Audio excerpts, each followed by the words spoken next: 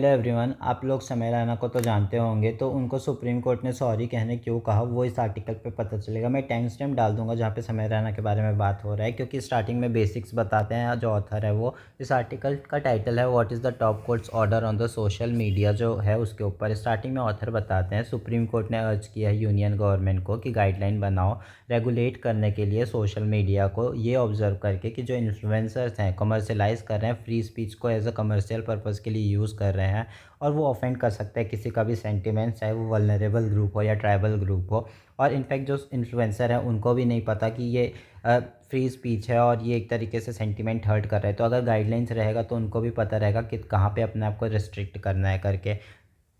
Then next topic पे what where the directions, क्या क्या थे उसके बारे में बात करते हैं। जो नॉन प्रॉफिट ऑर्गेनाइजेशन है वो एक्चुअली एलीग कर रहा है जो स्टैंड अप कॉमेडी समय रैना और विपुल गोयल, बलराज, परमजीत सिंह घाई वगैरह जो हैं वो एक्यूज़ की इन लोग के ऊपर एलीग किया था कि ये अब्यूज़ कर रहे हैं freedom of speech and expression को डेरोगेटरी कमेंट करके।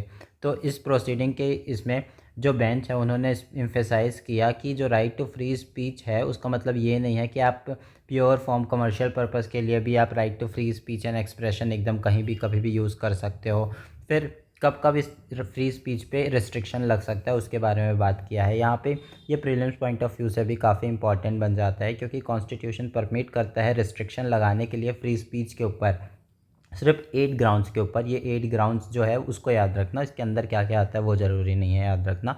आर्टिकल 19(2) के अंदर बताया गया है 8 ground sovereignty and integrity of India के अगेंस्ट कुछ फ्री स्पीच का यूज़ किए, या फिर सिक्योरिटी ऑफ द स्टेट के अगेंस्ट कुछ बोला, या फ्रेंडली रिलेशंस अगर है फॉरेन स्टेट्स के साथ उसके अगेंस्ट पे कुछ बोला, पब्लिक ऑर्डर ख़राब करने की कोशिश की फ्री स्पीच के नाम पर और जो डिसेंसी और मोरालिटी है या कंटेम्प्ट ऑफ कोर्ट, यानी रूल जो ऑर्डर दिया गया है कोर्ट के द्वारा उसको नहीं माना, उसके अगेंस्ट में कुछ बोला, फ्री स्पीच यूज़ किया, तो वहाँ पे भी एक्शन लिया जा सकता है अगेंस्ट में जाके फ्री स्पीच के। डिफेमेशन और इंसाइटमेंट टू ऑफेंसेस वगैरह के अगेंस्ट कुछ बोला तो आपके ऊपर केस हो सकता है।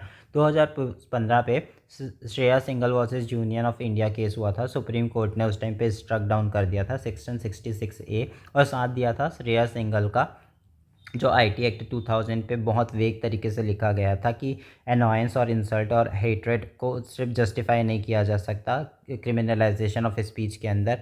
और इस रूलिंग पे जो सुप्रीम कोर्ट है उन्होंने अफर्म किया कि ऑफेंड या शॉक और डिस्टर्ब जो है वो कॉन्स्टिट्यूशनली प्रोटेक्टेड है करके। फिर एक और केस हुआ था मार्च 2025 में, जब सुप्रीम कोर्ट ने रोक लगाया था क्रिमिनल केस जो रजिस्टर किया गया था गुजरात पुलिस के द्वारा।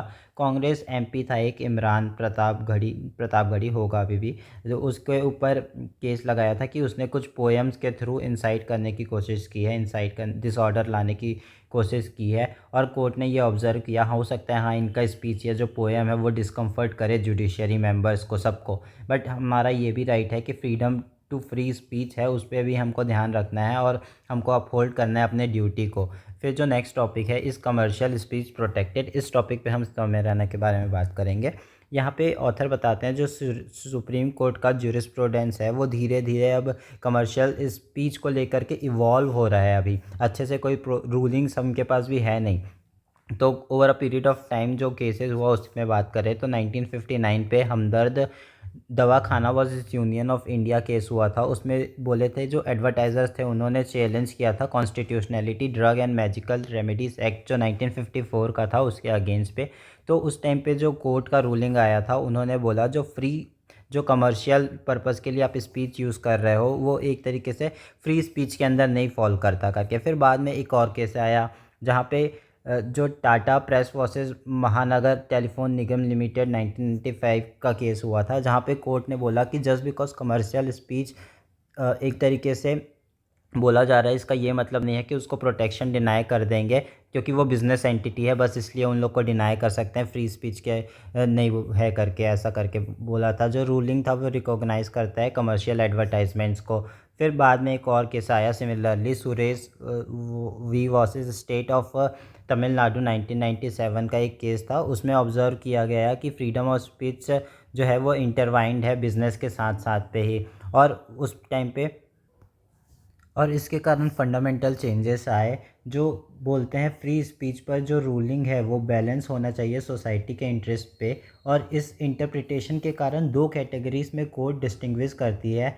फ्री स्पीच को पहले तो free flow of information public interest में है, तब एक तो पहला हो गया ये। और दूसरा, अगर प्राइवेट इंटरेस्ट के लिए जो स्पीच है उसका यूज़ किया गया है तो जब यहाँ पे अगर देखें अपन, तो समय रैना में भी जो किया था वो प्राइवेट इंटरेस्ट के लिए फ्री स्पीच का यूज़ किया गया था, और ना कि जो फ्री फ्लो ऑफ इन्फॉर्मेशन तो दे ही नहीं रहा था एज सच।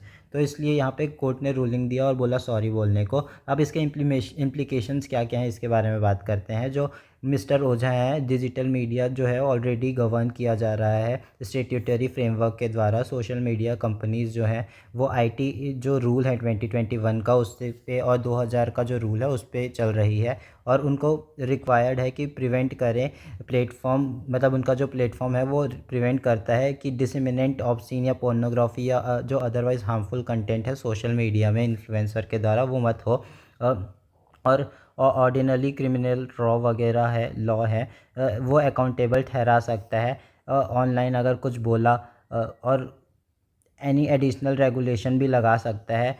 ड्राफ्ट किया जाएगा अगर बाद में तो ग्रेट के अगर अच्छे से उसको ड्राफ्ट किया जाएगा।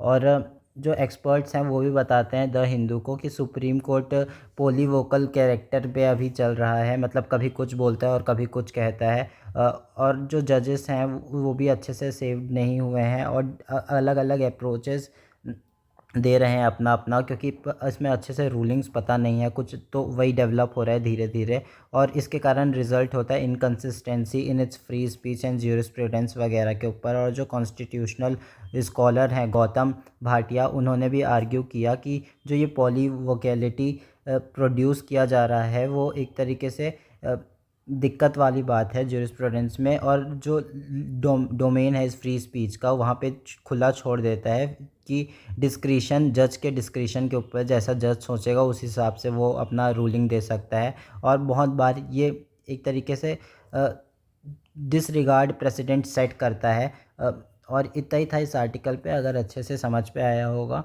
तो लाइक करना, सब्सक्राइब करना। Have a good day.